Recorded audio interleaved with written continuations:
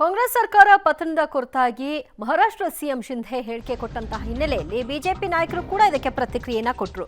ರಾಜ್ಯದಲ್ಲಿ ಸರ್ಕಾರ ಉರುಳೋದು ಶತಸಿದ್ಧ, ಆದರೆ ಸರ್ಕಾರವನ್ನ ನಾವು ಬೀಳಿಸಬೇಕಿಲ್ಲ, ತಾನಾಗಿ ಸರ್ಕಾರ ಬಿದ್ದು ಹೋಗುತ್ತೆ, ಆಂತರಿಕ ಕಲಹವೇ ಸಾಕು ಸರ್ಕಾರ ಪತನಕ್ಕೆ ಅಂತ ಬಿಜೆಪಿಗರ ಒಂದು ಮಾತು.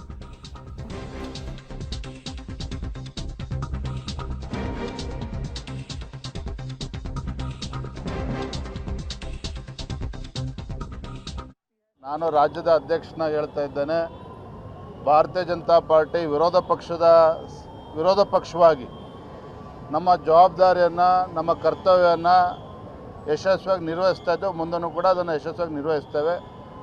ಆ ಒಂದು ಸರ್ಕಾರ ಬೀಳಿಸತಕ್ಕಂಥ ಪ್ರಯತ್ನ ನಾವು ಮಾಡೋದಿಲ್ಲ.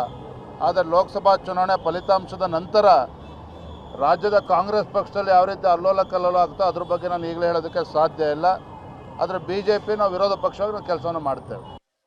ಈಗ ಏಕನಾಥ್ ಶಿಂದೆ ಅವರು ಹೇಳೋ ಮಾತೇನು, ಅಲ್ಲಿ ಮಹಾರಾಷ್ಟ್ರದಲ್ಲೂ ಆಗಿದೆಯೇನು, ಅವ್ರವ್ರ ಒಳ ಜಗಳದಿಂದ ಸರ್ಕಾರ ಬೀಳುತ್ತೆ ಹೊರತು ನಮ್ಮ ಪ್ರಯತ್ನ ಏನಿಲ್ಲ. ಇವತ್ತು ಇಡೀ ದೇಶದಲ್ಲಿ ಇದೇ ಸುದ್ದಿ. ಅವ್ರ ಸರ್ಕಾರದಲ್ಲಿ ನೀವೇನು ಕೇಳ್ತಿರ್ತೀರ ಪ್ರತಿನಿತ್ಯ ಅವ್ರ ಜಗಳಗಳು, ನಾನು ಮುಖ್ಯಮಂತ್ರಿ,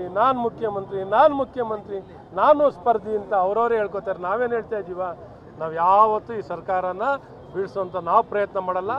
ಅವ್ರ ಸರ್ಕಾರ ಅವರ ಪಾಪದ ಕೊಡದಿಂದ, ಅವರು ಮಾಡ್ಕೊಳ್ತಿರೋಂಥ ಸ್ವಯಂಕೃತ ಅಪರಾಧದಿಂದ, ಅವರ ಅಧಿಕಾರದ ದಾಹದಿಂದ, ಅವ್ರ ಅಧಿಕಾರಕ್ಕಾಗಿ ಗುದ್ದಾಟ, ಅವರಲ್ಲಾಗುವಂಥ ಸೆಣಸಾಟದಿಂದ ಅವ್ರ ಸರ್ಕಾರ ಪತನ ಆಗ್ತದೆ ಹೊರತು ನಾವೇನೂ ಮಾಡಬೇಕಾಗಿಲ್ಲ.